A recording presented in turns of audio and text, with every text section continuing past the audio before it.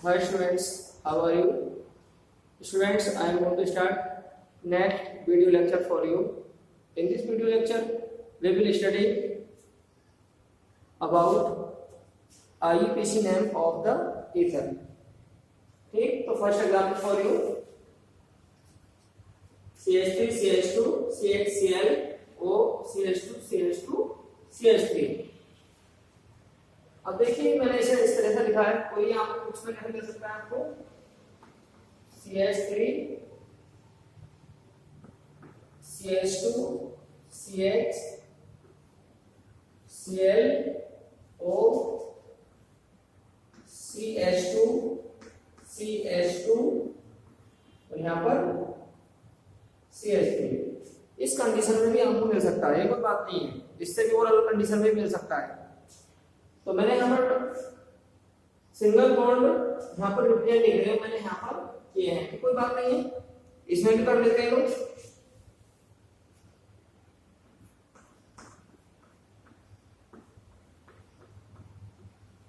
ठीक, हम single bond या डबल बॉन्ड या ट्रिपल बॉन्ड रिप्रेजेंट क्यों करते हैं? हमारा केवल एक ही ऑब्जेक्ट होता है कंपाउंड के अंदर, बॉन्डिंग देखनी है हमें, सैचुरेटेड हाइड्रोकार्बन है या फिर अनसैचुरेटेड हाइड्रोकार्बन है. तो देखो इस चीज को कहां से हमें पता चलेगा? How can be identify that given compound is saturated hydrocarbon और unsaturated hydrocarbon? How can be identify? ये हमारे साथ एक क्वेश्चन मार्क है. ठीक, कि हम कैसे पहचाने कि कंपाउंड्स हाइड्रोकार्बन जो है कि वो सैचुरेटेड है या अनसैचुरेटेड है. सैचुरेटेड का मतलब क्या है? सारे सिंगल बॉन्ड है कार्बन कार्बन के बीच में, या फिर कहीं डबल बॉन्ड या ट्रिपल बॉन्ड भी है, इस बात को देखना है. तो सैचुरेटेड मींस सारे single bond, unsaturated means single bond तो मिलेंगे, डबल भी मिल सकता है और बाय चांस ट्रिपल भी मिल सकता है. अगर डबल भी है ट्रिपल भी है तब भी उसका आईयूपीएसी नेम मिल जाएगा. केवल डबल है तब भी, अगर ट्रिपल है केवल तब भी उसका आईयूपीएसी नेम दे सकते हैं हम. ओके, अब ईथर की बात करते हैं. ईथर में जो फंक्शनल ग्रुप होता है वो होता है आपका OR. ठीक, OR R क्या है यहाँ पर? एल्काइल ग्रुप, कोई सा भी एल्काइल ग्रुप हो सकता है बेटा. तो यहाँ पर जो आपका फंक्शनल ग्रुप है वो प्रिंसिपल है या फिर सब्स्टिट्यूटिव है? तो आंसर तो आपके पास सब्स्टिट्यूटिव ही है, क्योंकि मैंने प्रीवियस वीडियो लेक्चर में बताया था. तो जब मैंने आईयूपीएसी सिखाई थी आपको और टेबल बनवाई थी मैंने फंक्शनल ग्रुप की, तभी मैंने आपको 2 टेबल्स का फॉर्मेशन दिया था आपके लिए.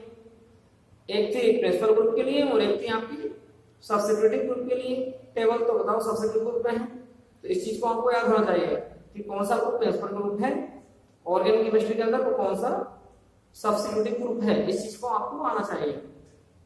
सो सब्स्टिट्यूटिव है तो नाम पहला आएगा इसका. ठीक, अब देखो एक सब्स्टिट्यूटिव ग्रुप इसके अंदर ही बनेगा और एक सब्स्टिट्यूटिव ग्रुप यहाँ पर ये लिखा है. तो नंबरिंग हमें किसकी कर लें? तो इसके नंबरिंग कर लें, इधर की नंबरिंग कर लें, तो नंबर ऑफ कार्बन जो है इक्वल है. इस कंडीशन में नंबरिंग कोई सी भी साइड नहीं कर सकते हैं ऑप्शन की, लेकिन नंबरिंग के लिए इस बात का भी ध्यान दिया जाता है कि सब्स्टिट्यूटिव ग्रुप कौन सी चेन में जाता है. अगर किसी चेन में सब्स्टिट्यूटिव ग्रुप जाता है तब हम नंबरिंग उसी की करेंगे. ठीक, तो यहाँ पर सब्स्टिट्यूटिव ग्रुप एक भी नहीं है, यहाँ पर एक है Cl, तो नंबरिंग हम कहां से करेंगे? ठीक, ये इसकी नंबरिंग हुई. नंबरिंग कहां से करते हैं? ऑक्सीजन के पास से. क्यों करते हैं? क्योंकि सब्स्टिट्यूटिव ग्रुप तो वो भी है अकेला, है ना, और Cl भी सब्स्टिट्यूटिव ग्रुप है, ऐसी बात थोड़ी है कोई, दोनों ही सब्स्टिट्यूटिव ग्रुप हैं. अब नाम किसका लिखोगे पहले बताओ? सब्स्टिट्यूटिव ग्रुप का, चाहे इस Cl का लिख लो या फिर इसका लिख लो, क्योंकि यहां से ये इतना सब्स्टिट्यूटिव ग्रुप है. तो कितने कार्बन है इसमें? 3. तो 3 के लिए आए, 3 के लिए क्या आएगा? प्रो. ठीक, ऑक्सीजन भी क्या आएगा? ऑक्सी.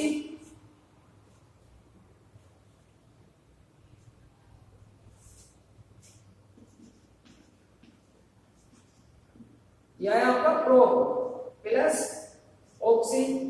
प्रोपॉक्सी ये कौन सा कार्बन है? पहले पे है 1, है ना.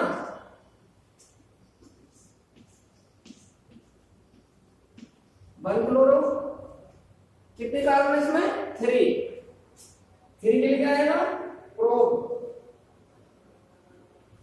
ठीक, सिंगल बॉन्ड है यहाँ पर, है ना, सैचुरेटेड हाइड्रोकार्बन है, तो सैचुरेटेड हाइड्रोकार्बन में क्या आएगा N, ये इसका नाम होगा प्रोपोक्सी 1 क्लोरोप्रोपेन।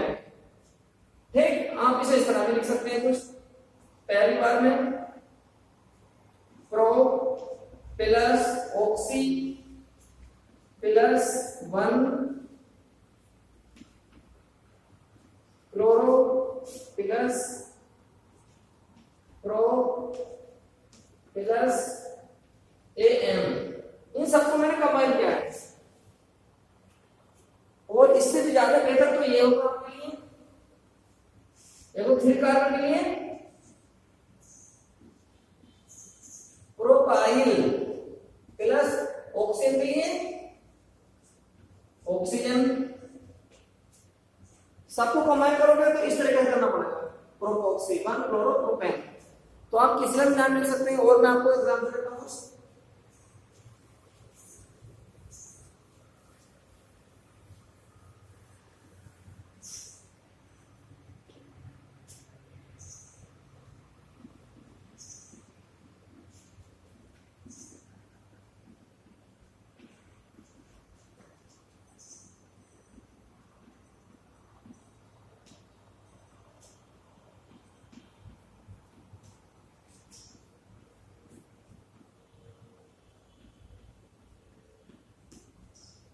ये कंपाउंड है, बताओ किधर का सब्स्टिट्यूट ग्रुप बनाना है, जिस एल्काइल ग्रुप में कम कार्बन हो उसे सब्स्टिट्यूट ग्रुप बना देंगे उसका।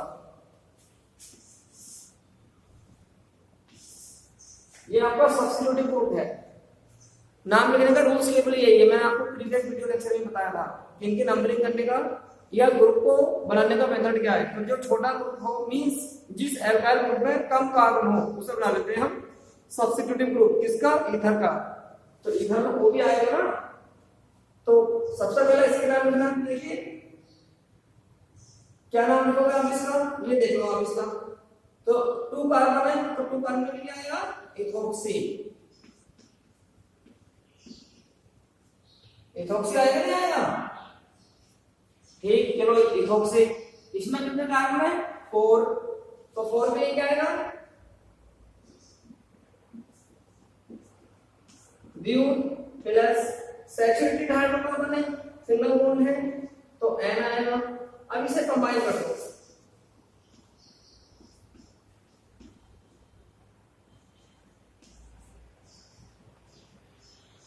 अब देखो एक बात और है, इसमें कार्बन काफी है ना, कार्बन कई सारे हैं, तो ये कौन से कार्बन पे कनेक्ट हो सकता है, देखो पहले कार्बन पे कनेक्ट है, अगर नंबरिंग करें तो आप तो इसे लिख सकते हैं आप 1 इथोक्सी, क्योंकि देखो कार्बन काफी सारे हो गए इसलिए नंबरिंग कर सकते हैं आप इसकी।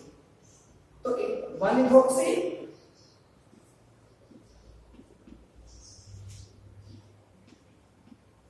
ब्यूटेन, ये इसका आईयूसीएन नेम हुआ बच्चों।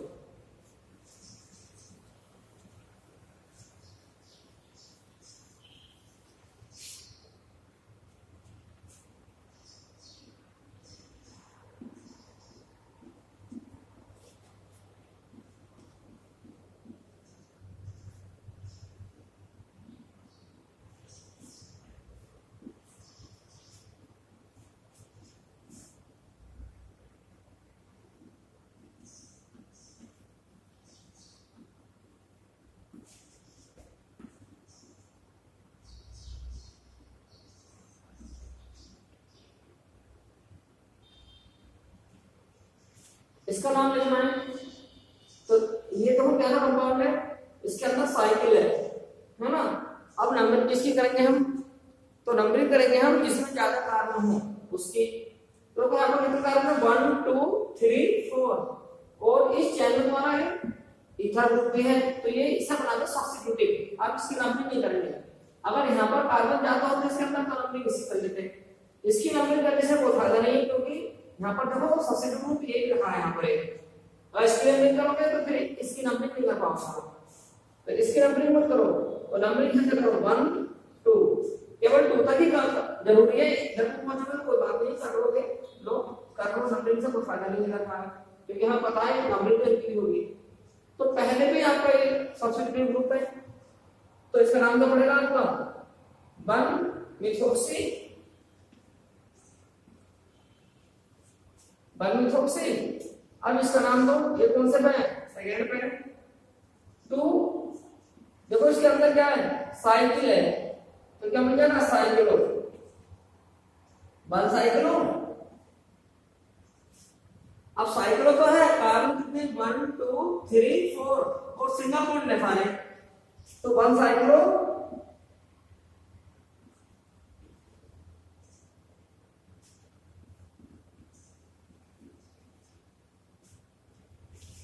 To cyclo butane.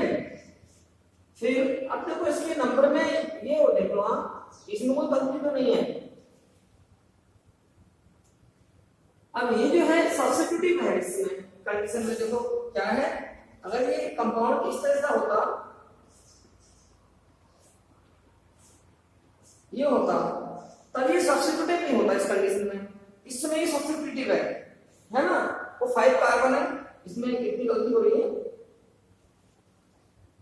थोड़ा मैं नीचे लिख लेता हूं सर, कार्बन कितने 5 है और ये सब्स्टिट्यूटिव है इसमें, तो सब्स्टिट्यूटिव का नाम बताओ कैसे पड़ेगा, तो 1-methoxy है ना। अब इसका नाम पड़ेगा 2, कितने कार्बन है इसमें 5 है ना, तो पहले साइकिल तो लगाओ, कितनी है साइक्लो। अब इसका नाम कितने कार्बन 5 के लिए, 5 के लिए पेंट आएगा, और ये सब्स्टिट्यूटिव ग्रुप बन गया। सब्स्टिट्यूटिव ग्रुप में क्या होता है, यहां पर N होता है, लेकिन सब्स्टिट्यूटिव ग्रुप में क्या होता है YL। कैसे, जैसे आप क्या लिखते हैं मीथेन, ठीक, मीथेन का फॉर्मूला CH4। अब आप CH का अब ये CH3 है, तो इसका फॉर्मूला लिखते हैं आप मिथाइल। तो क्या हुआ, देखो मैथ, यहाँ मैथ कॉमन है, यहाँ A है और यहाँ Y है, तो यहाँ पर क्या करना है, यहाँ पर क्या होता है पेंटेन, लेकिन पेंटेन बनेगा लेकिन YL लगा दो, तो पेंटाइल, बात समझ आ गई, पेंटाइल हो जाएगा इसका। अब स्टेट चेन में कितने कार्बन है 4 के लिए ब्यूट, ठीक, और सिंगल बॉन्ड के लिए N, ब्यूटेन।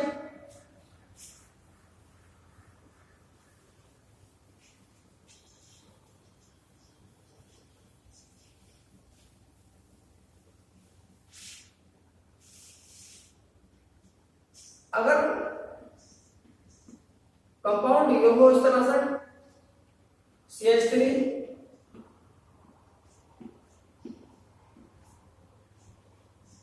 ठीक, बेंजीन दे दिया मैंने इसके अंदर,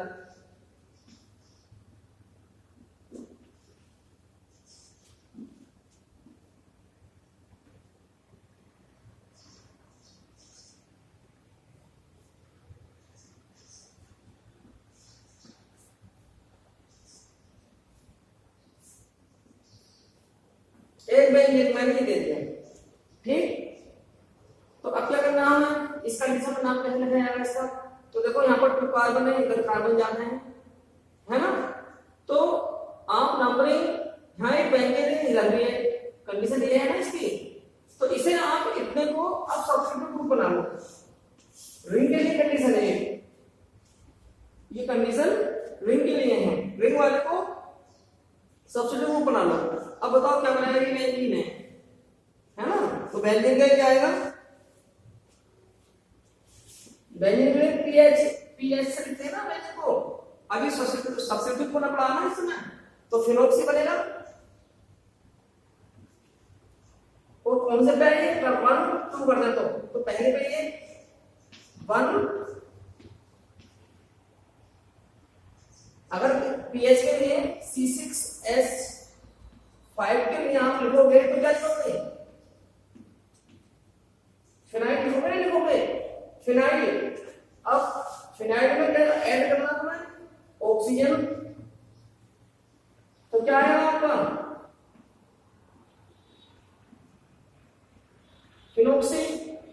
बात समझ में आ रही है? फिनोक्सी पहले में एक और ग्रुप है यहां पर आपका बेंजीन, तो इसके लिए ये भी पहले पे ही है।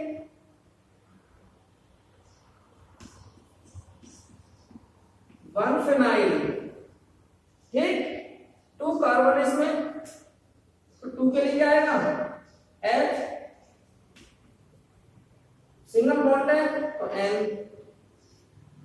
ये नाम लिखा जाएगा इसका IUPAC, 1 फिनोक्सी 1 फिनाइल इथेन। देखो 2 कार्बन है तो इथेन आ गया, सैचुरेटेड हाइड्रोकार्बन है, ये बेंजीन है तो इसके लिए फिनाइल आ गया। ये सब्स्टिट्यूट, ये क्या है, ये तो आपका जो ईथर है उसका ग्रुप है, फंक्शनल ग्रुप है, तो इसके आएंगे फिनोक्सी। तो अगर रिंग सिस्टम है तो आप इसका नाम इस तरह से लिख सकते हैं। अब बात करते हैं फॉर्मेशन मेथड की। अगर इसमें जो आईयूपी सिस्टम है इनका, अगर इसका नाम फिर भी समझ में आया आपके, कहीं बुक्स में दे रखा हो, आप स्टडी करते रहते हैं तरह तरह की बुक्स की, अलग अलग काइंड्स की बुक होंगी आपके पास, तो उससे पूछ लेना उसमें अगर कहीं कोई प्रॉब्लम हो नंबरिंग में।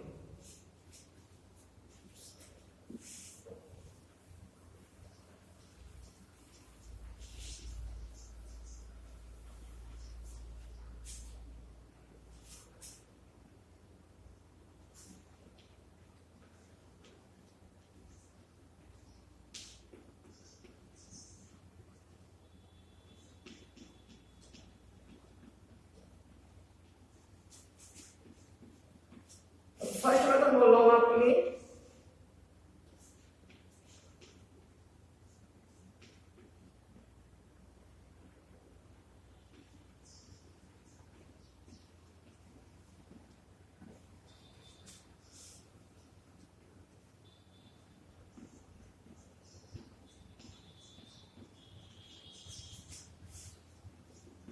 Williamson synthesis of ether. तो ये नेम वाली रिएक्शन है, तो नेम वाली रिएक्शन को आपको याद करना अच्छी तरह, और इस रिएक्शन को मैं पहले ही बता दूंगा आपको। तो इसमें कौन कौन से सब्सटेंस देते हैं,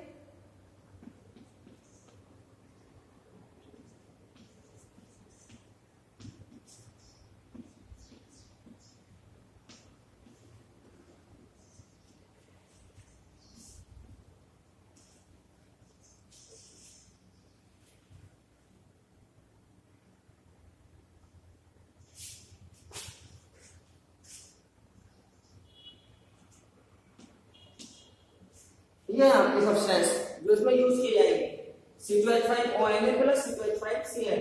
तो क्या बनेगा,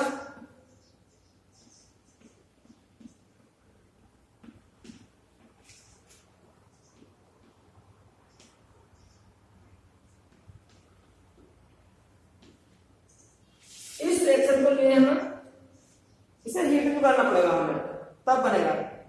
तो ईथर में जो है, जो इंपॉर्टेंट ईथर है आपके सिलेबस में, वो है आपका डाइइथाइल ईथर। ये ज्यादा इंपॉर्टेंट ईथर है, इसका फॉर्मेशन का मेथड यही है आपके सामने। अगर मैं यहां पर एल्काइल ग्रुप चेंज कर दूं,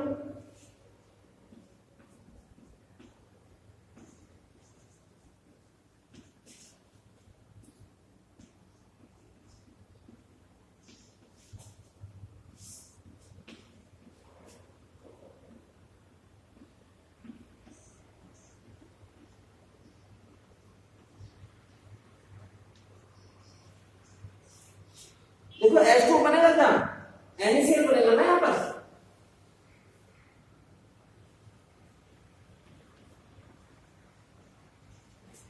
ध्यान नहीं रहता है लिखते समय।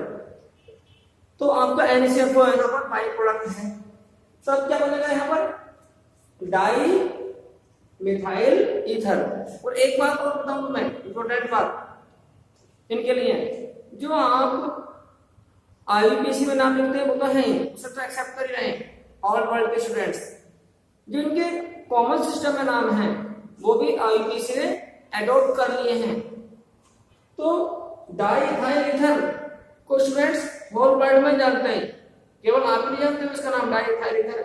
अगर आप किसी भी फॉरेन कंट्री में जाकर पूछते हैं डाइथाइल ईथर का फॉर्मूला, तो वो आराम से बताएगा आपको, क्योंकि जो इनके कॉमन नेम है वो IUPAC ने उन्हें किस तरह से कौन सी क्लास में रख लिया है, उन्हें IUPAC मान लिया गया है उन नामों को, जैसे diethyl ether, dimethyl ether. Understood? तो एक मेथड तो ये है आपका फॉर्मेशन मेथड।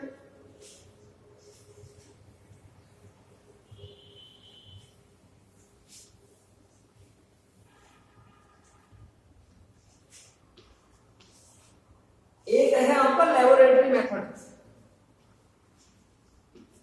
लेबोरेटरी मेथड में क्या लेते हैं, एल्कोहल को H2SO4 के साथ में हीट करते हैं, तब आपका बनता है डाइइथाइल ईथर। और ये जो मेथड मैंने आपको बता रहा हूं लैब मेथड जो है ये इंपोर्टेंट मेथड है ईथर बनाने का, क्योंकि इसमें रिएक्शन एक बार शुरू करने पर फिर बार बार हमें रिएक्शन को स्टॉप करने की रिक्वायरमेंट नहीं पड़ती। हम उसमें रॉ मटेरियल डालते रहते हैं और एक तरफ को ईथर बनता रहता है, एक तरफ से रॉ मटेरियल डालते रहते हैं एक तरफ से ईथर बनता रहता है। तो मीन्स इस मेथड द्वारा आप इनफाइनाइट टाइम तक ईथर का फॉर्मेशन कर सकते हैं बिना रुके, इसलिए इस मेथड को बोलते हैं हम कंटिन्यूअस ईथरिफिकेशन।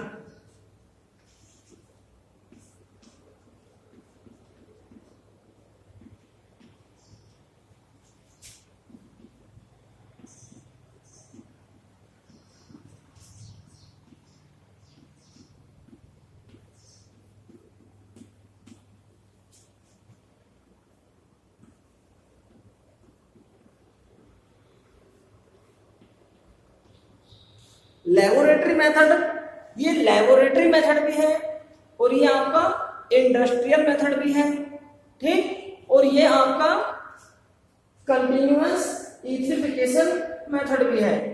तो ये इंपोर्टेंट मेथड है, आपको मैं बता रहा हूं, ये आपको आना चाहिए। तो देखो करते क्या इसमें, ये इथाइल अल्कोहल है,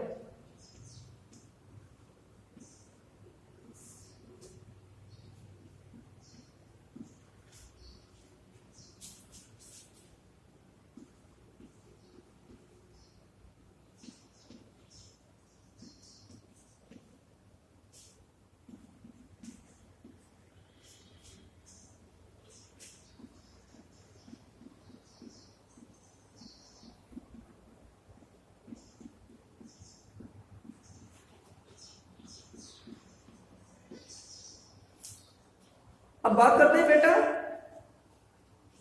देखो यहाँ पर इथाइल अल्कोहल लिया मैंने, यहाँ पर H2SO4 लिया है ना, एरो के ऊपर लिख दिया। अगर मैंने इसे एरो के ऊपर लिख दिया तो इसके दो मतलब निकलते हैं यहाँ से, या तो ये कैटलिस्ट है या फिर ये रिएक्टेंट्स है। अगर कैटलिस्ट है तो यहाँ पर बैलेंस नहीं किया जाएगा, और रिएक्टेंट है तो यहाँ पर इसे बैलेंस किया जाएगा। तो बताओ क्या है फिर, कैटलिस्ट है नहीं है, क्योंकि यहाँ पर बैलेंस कराया मैंने इसे, क्या नहीं है प्लस है कैसा, ये कंसंट्रेटेड, आपको जानते हो लिख दिया मैंने, और प्लस हीट। इस रिएक्शन को चलाने के लिए बेटा हीट की रिक्वायरमेंट और पड़ेगी आपको, ठीक, तभी रिएक्शन स्टार्ट होगी, अपने आप स्टार्ट नहीं होगी इस तरह से रिएक्शन। तो यहाँ पर H2SO4 2 बिहेव रिप्रेजेंट करता है। अब आप समझ रहे हो कौन कौन से, आपको मैंने पेपर में दिया था अभी संडे टेस्ट में, डिहाइड्रेटिंग एजेंट का बिहेव करता है और एक करता है कैटलिस्ट के तरह है। डिहाइड्रेशन का मतलब क्या होता है, रिमूवल ऑफ वाटर मॉलिक्यूल, है ना, और हाइड्रेशन का मतलब एडिशन ऑफ वाटर मॉलिक्यूल। अब डिहाइड्रेशन से डिहाइड्रेटिंग एजेंट का पूर्ण नाम पड़ा है, तो dehydration mean removal of water molecule. अब इस वाटर के मॉलिक्यूल को रिमूव करने के लिए रिस्पॉन्सिबल कौन है वहां पर, उसका नाम पड़ा डिहाइड्रेटिंग एजेंट। तो बताओ H2SO4 2 टाइप के बिहेव रिप्रेजेंट कर रहा है यहाँ पर, एक कैटलिस्ट की तरह और एक डिहाइड्रेटिंग एजेंट की तरह। Have you understood? अब देखो ये रिएक्शन को बैलेंस करना चाहेंगे, यहाँ पर 2 से मल्टीप्लाई कर दो, है ना, तो आपसे देखा अच्छी तरह से बिल्कुल, और याद करना आपको, ठीक।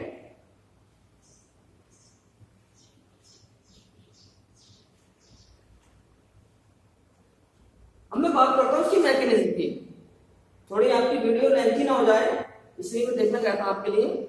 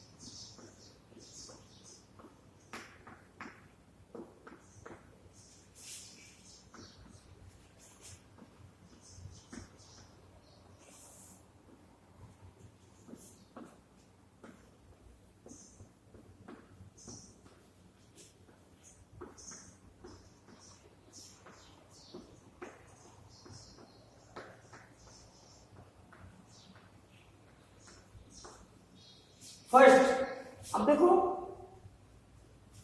यहां पर C2H5OH एसिड की तरह बिहेव भी करता है और लुईस बेस की तरह भी बिहेव करता है और ब्रोस्टेट बेस की तरह बिहेव भी करता है, क्योंकि ब्रोस्टेट और लोरी जो आप कहा लुईस, ब्रोस्टेट, लोरी और लुईस जो हैं उनकी बेस के एग्जांपल कैसे हैं दोनों के। ये बेस की तरह भी बिहेव करता है और ये यहां पर एसिड की तरह बिहेव भी करता है, क्योंकि मैंने आपको पढ़ाया था जो अल्कोहल होते हैं वो एसिडिक होते हैं। अब देखो ये एसिड है और ये भी एसिड है, टू एसिड है, जो इसमें वीक होगा वो बेस बन जाएगा। तो बताओ वीक कौन है? ये वीक है, अल्कोहल है, और ये स्ट्रॉन्ग एसिड है। ये तो सब पर आ जाए एसिड में। तो इस कंडीशन में जब टू एसिड प्रेजेंट हो तो जो स्ट्रॉन्ग होगा अब उसकी एसिडिक नेचर एसिडिक होगी और जो वीक है उसकी बेसिक नेचर होगी वहां पर। इस बात को अच्छे से सीख लें आप बिल्कुल। इसलिए H2O4 क्या करेगा? H आयनों को लूज करेगा। जो H आयनों को लूज करते हैं वो कौन होते हैं? ब्रोस्टेट और लोरी के अकॉर्डिंग एसिड होते हैं और R हिंगेस के अकॉर्डिंग एसिड होते हैं, और जो H आयनों को एक्सेप्ट करते हैं वो होते हैं लोरी और ब्रोस्टेट के अकॉर्डिंग बेस, है ना। बहुत अच्छे से समझाते हैं मैंने कई बार तुम्हें। तो बताओ यहां पर ये कैसा बिहेव कर रहा है? बेसिक और ये एसिडिक। लेकिन आप हमेशा सीख लो जो लोरी और ब्रोस्टेट हैं उसमें मैंने आपको बताया कंजुगेट एसिड बेस पेयर। तो यहां पर देखो जो स्ट्रॉन्ग एसिड होता है उसका जो बेस पेयर होगा वो हमेशा वीक होगा। तो ये है इसका बेस। अब देखो ये बेसिक है, मतलब ये बेस है, बेसिक तो इसकी नेचर है। अब ये कौन होगा? इसका एसिड। इसकी नेचर कैसी होगी? एसिडिक। अगर मैं यहां पर क्या बना दूंगा? इक्विलिब्रियम। तो मैंने आपसे क्वेश्चन पुट किया था, क्या ये इक्विलिब्रियम पॉसिबल है? तो यस पॉसिबल है। क्यों? ये स्ट्रॉन्ग एसिड है लेकिन इसका जो बेस है कंजुगेट बेस पेयर जो है, अगर ये एसिड है तो इसका बेस पेयर कौन सा होगा?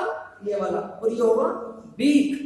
ये है एसिड, ये एसिड है, इसमें एसिड कंसीडर कर लो, लेकिन इसकी प्रेजेंस में ये बेसिक बना पड़ा है ना। ये बेसिक है। इस बेस का पेयर जो है एसिड होगा एक दूसरे का अपोजिट, और ये होगा स्ट्रॉन्ग। अगर इन दोनों में कंपेयर करें तो अब जब पहले एरो तो ये बता रहा है कि H2O H आयनों को लूज कर रहा है, लेकिन ये दूसरा एरो ने बना दिया वो ये कह रहा है कि इसने H आयनों को लूज कर दिया। Have you understood? तो ये इक्विलिब्रियम पॉसिबल है।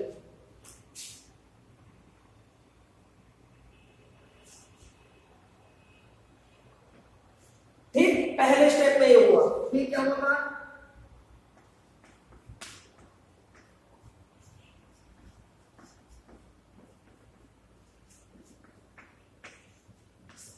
डिसोसिएशन होगा इसका।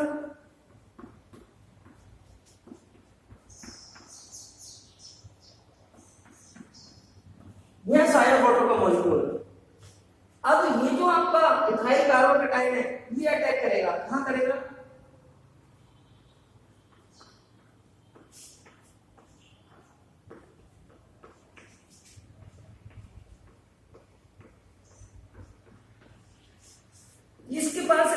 पेयर है, ये करेगा यहाँ पे इस पे, ठीक, न्यूक्लियोफाइल।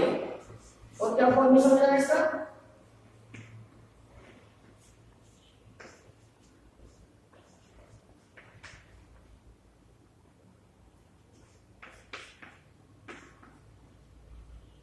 ऑक्सीजन के पास 2 इलेक्ट्रॉन पेयर्स होते हैं ना, तो एक तो फिर भी रिमेन होगा। अब मैं रफ कर रहा हूं, आप स्क्रीनशॉट ले सकते हैं बेटा इसका।